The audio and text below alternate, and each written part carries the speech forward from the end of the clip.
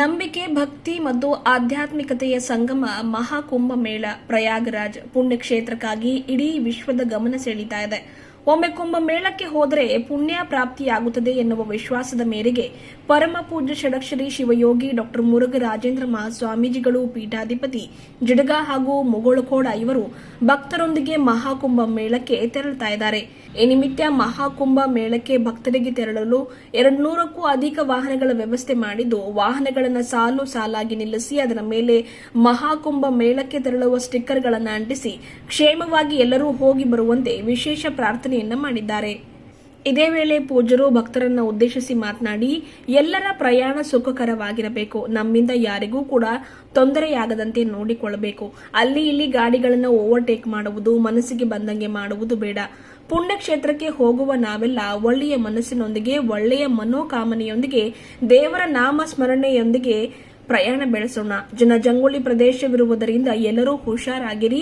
ಎಲ್ಲರೂ ಖುಷಿಯಿಂದ ಹೋಗಿ ಖುಷಿಯಿಂದಲೇ ಬರುವ. ಮಾತಲ್ಲಿ ಹೆಚ್ಚು ಕಡಿಮೆ ಮಾತಾಡಿದಲ್ಲಿ ತಮಾಷೆಗೂ ಕೂಡ ಯಾರ ಮನಸ್ಸನ್ನು ಕೂಡ ನೋವಿಸಬೇಡಿ ಎಂದು ಭಕ್ತಾದಿಗಳನ್ನು ಉದ್ದೇಶಿಸಿ ಮಾತನಾಡಿ ಸಲಹೆ ಸೂಚನೆ ನೀಡಿದರು. ನಮ್ಮಲ್ಲಿ ಸ್ಪರ್ಧಾ ಮನೋಭಾವನೆ ಇಲ್ಲದೆ ಕ್ಷೇಮವಾಗಿ ಪುಣ್ಯಕ್ಷೇತ್ರಕ್ಕೆ ಹೋಗಿ ಬರೋಣ ಎಂದು ತಿಳಿಸಿದರು. ತ್ರಿವೇಣಿ ಸಂಗಮದಲ್ಲಿ ಪುಣ್ಯ ಸ್ನಾನ ಮಾಡಿದರೆ ಪುಣ್ಯ ಲಭಿಸುತ್ತದೆ ಎನ್ನುವ ಪ್ರತೀತಿ ಇದೆ. ಹಾಗಾಗಿ ಜಿಡಗ ಮಠದ ಶ್ರೀಗಳ ನೇತೃತ್ವದಲ್ಲಿ ಭಕ್ತಾದಿಗಳಿಗೆ ಮಹಾಕುಂಭ ಮೇಳಕ್ಕೆ ಪ್ರಯಾಣವನ್ನು ಬೆಳೆಸಲಾಗ್ತಾ ಇದೆ. ಈ ಹಿನ್ನೆಲೆಯಲ್ಲಿ ಸಿದ್ಧಶ್ರೀ ಸೌಹಾರ್ದ ಸಹಕಾರ ಸಂಘದ ನಿರ್ದೇಶಕರಾದ ಜಾನ್ಸನ್ ಗೋಡಿ ಅವರು ಮಹಾಕುಂಭ ಮೇಳಕ್ಕೆ ತೆರಳುತ್ತಿರುವ ಎಲ್ಲಾ ಸದ್ಭಕ್ತರಿಗೆ ಶುಭ ಕೋರಿದ್ದಾರೆ.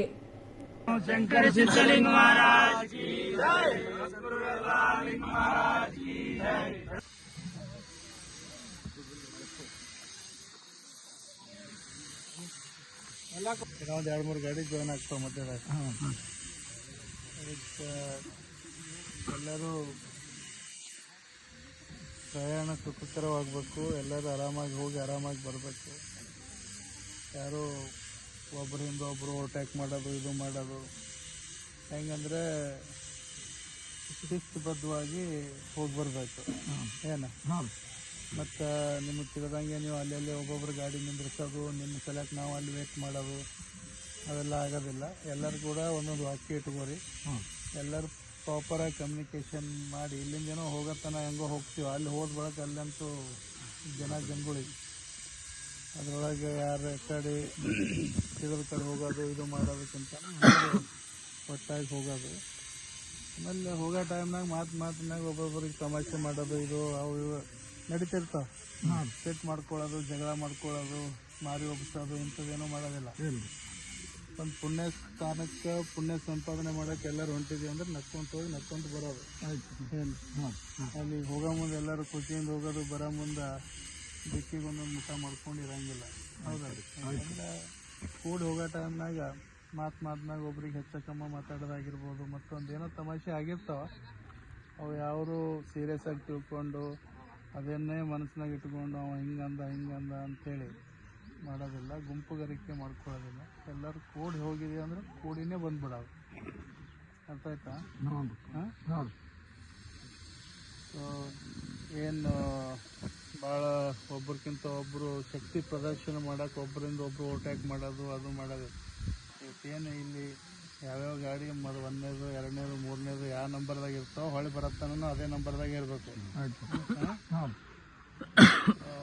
ಇವೆಲ್ಲ ಸ್ವಲ್ಪ ಸೂಕ್ಷ್ಮ ವಿಚಾರಗಳೆಲ್ಲ ತಲೆಯಾಗಿ ಇಟ್ಕೊಂಡು